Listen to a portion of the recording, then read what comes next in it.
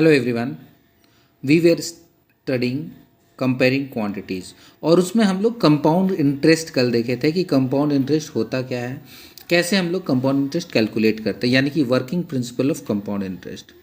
तो कल हम लोग जो कंपाउंड इंटरेस्ट बनाना सीखे थे उसमें हम लोग बिना फॉर्मूला यूज़ किए कंपाउंड इंटरेस्ट निकालना सीखे थे with the for help of simple interest, यानी कि वो था working principle of compound interest. आज हम लोग कंपाउंड इंटरेस्ट डायरेक्टली निकालना सीखेंगे विद द फॉर्मूला। तो कंपाउंड इंटरेस्ट के लिए हम लोग का फॉर्मूला होता है amount is equals to P यानी प्रिंसिपल इंटू 1 प्लस आर यानी rate by 100 to the power N, where N is number of periods. Number of periods का मतलब है अगर 2 साल के लिए हम लोग पैसा ले रहे हैं कंपाउंडेड एनुअली तो वहाँ पे n का वैल्यू 2 हो जाएगा। अगर हम लोग 2 साल के लिए पैसा ले रहे हैं लेकिन कंपाउंडिंग हाफ ईयरली है तो हाफ ईयरली में यानी 1 साल में 2 बार कंपाउंड होना है तो 2 साल में 4 बार कंपाउंड होगा तो n का वैल्यू 4 हो जाएगा। इसलिए हम लोग यहाँ पे n number of periods represent करते हैं।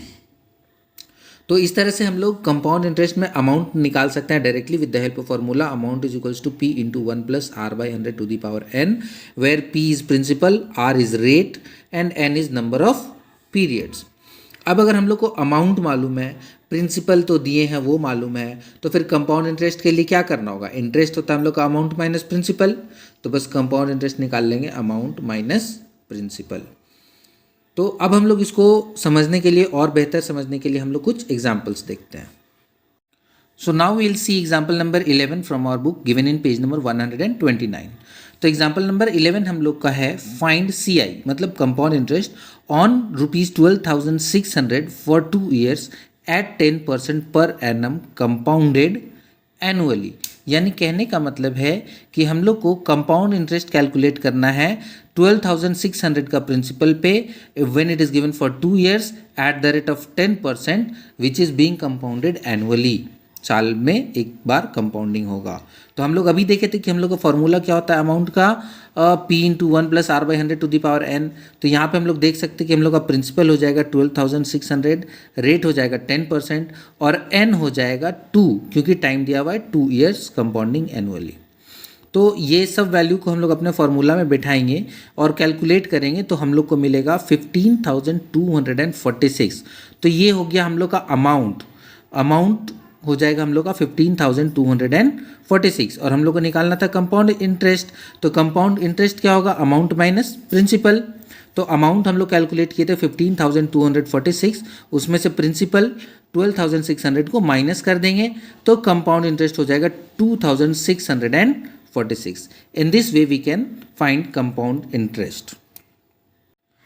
हम लोग एक और एग्जाम्पल देख लेते हैं।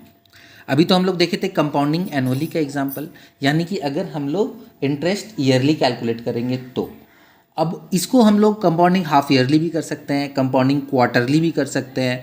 कंपाउंडिंग हाफ ईयरली बोलने का क्या मतलब होगा? कंपाउंडिंग हाफ ईयरली बोलने का मतलब होता है कि हर 6 महीने में after every 6 months we will be calculating the interest. तो उस केस में हम लोग अगर 1 साल टाइम पीरियड है तो उसमें नंबर ऑफ पीरियड्स 2 हो जाएगा क्योंकि एवरी 6 months इंटरेस्ट कैलकुलेट करना है। और अगर टाइम पीरियड 2 years है तो उसके हिसाब से 4 हो जाएगा हम लोग का नंबर ऑफ पीरियड्स। तो और इंटरेस्ट रेट जो है वो हाफ हो जाएगा क्योंकि हम लोग को तो एवरी 6 months इंटरेस्ट कैलकुलेट करना है। तो अगर मान लीजिए 10% पर एनम इंटरेस्ट रेट है तो हाफ ईयर का तो 10/2 यानी 5 हो जाएगा, 5% रेट ऑफ इंटरेस्ट हो जाएगा। तो जब भी हम लोग हाफ ईयरली करेंगे तो टाइम पीरियड को इंटू 2 कर देंगे और रेट को डिवाइड बाई 2 कर देंगे तो हम लोग को कैलकुलेशन में ईजी होगा। तो इसको समझने के लिए हम लोग एक एग्जाम्पल देखते हैं। Example number 12, what is amount to be repaid on a loan. कितना अमाउंट हम लोग रीपे करेंगे अगर लोन लिया गया है ₹12,000 का फॉर 1.5 years। टाइम पीरियड है 1.5 years at 10% per annum, rate है 10% per annum, compounded half yearly और हाफ ईयरली कंपाउंडिंग होगा। तो यानी कि हम लोग का प्रिंसिपल है 12,000, टाइम है 1.5 years, रेट है 10% per annum, compounding half yearly. तो कंपाउंडिंग हाफ ईयरली यानी कि after every 6 months interest is suppose to be calculated. तो 1.5 years में यानी 1 साल 6 महीने में कितने बार 6 months आएगा? तो 3 times आएगा। तो हम लोग नंबर ऑफ पीरियड्स 3 आ जाएगा। नंबर ऑफ पीरियड्स 3 लाने के लिए आप और भी कैसे समझ सकते हैं, हम क्या बोले थे कि टाइम को हाफ ईयरली है तो टाइम को 2 से मल्टीप्लाई कर देंगे। तो यहाँ पे हम लोग का 1.5 ईयर है तो इसको मिक्स फ्रैक्शन में चेंज करेंगे तो ये बनेगा 3/2। 3/2 इंटू 2, तो हम लोग का क्या मिलेगा, 3/2 को अगर 2 से मल्टीप्लाई करेंगे तो 3 मिलेगा। तो नंबर ऑफ पीरियड्स हो गया 3 और रेट ऑफ इंटरेस्ट को हम लोग हाफ कर देंगे, 10% है तो 10/2 यानी 5 कर देंगे। उसके बाद हम लोग कैलकुलेशन करेंगे। तो हम लोग देख सकते हैं there are 3 half years in 1.5 year, यानी कि नंबर ऑफ पीरियड्स 3 है जैसा कि अभी हम लोग समझे थे थोड़ी देर पहले। और रेट ऑफ इंटरेस्ट आधा हो जाएगा क्योंकि कंपाउंडिंग हाफ ईयरली है तो 10/2 यानी कि 5% हो जाएगा। अब हम लोग अपना फॉर्मूला A = P × 1 + R/100⁴ में सारा वैल्यूज़ को सब्सटीट्यूट करेंगे। तो प्रिंसिपल 12,000 × 1 + रेट 5%/100⁴ की जगह 3 लिखेंगे। कैलकुलेट करेंगे तो हम लोग को मिलेगा 13,891 रुपीज़ 50 पैसे। यानी कि क्वेश्चन हमसे पूछा था what amount is to be repaid.